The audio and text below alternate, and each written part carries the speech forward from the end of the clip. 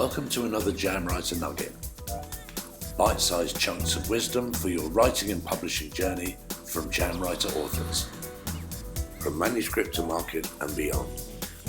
In this episode, our authors will be telling you how to avoid distractions and get your head into the right space for writing. The best way I can think of it is I just put my mind in the right mindset for writing, and then I have to turn it off whenever something calls for me or needs me. And it's just like a switch that I have to turn on and off at any given moment. You know what? It's not an easy thing, that's for sure. For me, I actually spent a lot of time thinking in my head first. I don't actually write anything down. I just do a lot of thinking. I do a lot of walking. I do a lot of working out. You know, I do a lot of guitar work. I write songs as well, right? So I'm kind of like just try to get into that space of what kind of story I want to tell. And I develop some characters in my mind, and then I just kind of write. I try to, as a discipline, I try to write steady, you know, every day, 500 words a day, and try to keep it in line with the story I want to tell. And then, of course, you know, we, as every writer does, you know, revise, edit, revise, rewrite, you know, until something comes out that sounds good. I think for my work, I usually have to leave my email window open, but like that's the only other thing that's open. Close all my social media. I use a time tracker. I found that I have to telling me how long I've been working on a particular project. So I suppose with the time tracker, I do try to set a goal, you know, at least like, okay, this afternoon I'm going to do 5 good words and, you know, and try to hit that goal. I would say I'm most comfortable and most creative when I start writing at about 10 o'clock at night and continue till about 2 or 3. I'm relaxed, it's peaceful, it's quiet, I don't have interruptions, and I can usually go through quite a bit quickly that way. My big problem my entire life was I never finished a book. I started probably 8, 9, 10 of them and never completed them. So when I decided to write, opening act, I only wrote maybe the first 3 or 4 chapters, and then I went and wrote the ending. So I would know where I was going. And then I felt like it would get completed one way or another.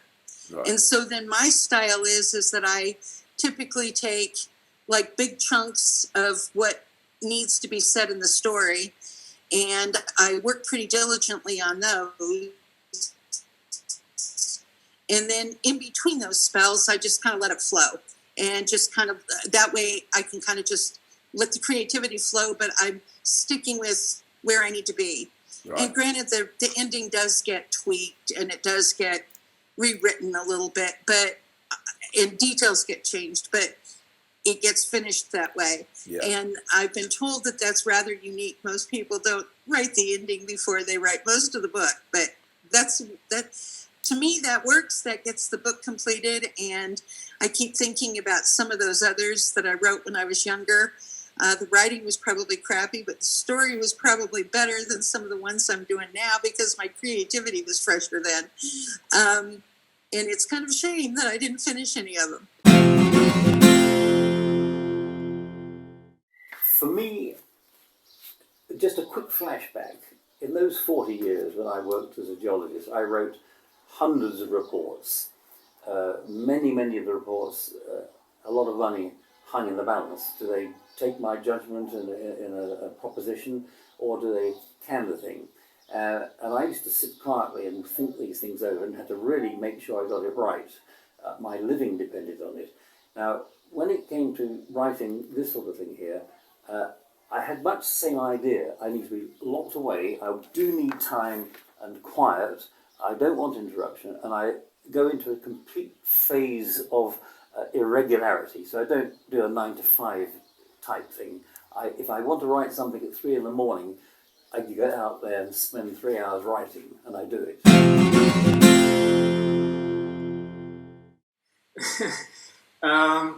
Both. Sometimes it's nice to wait until you have that idea that just strikes you and then scribble something down.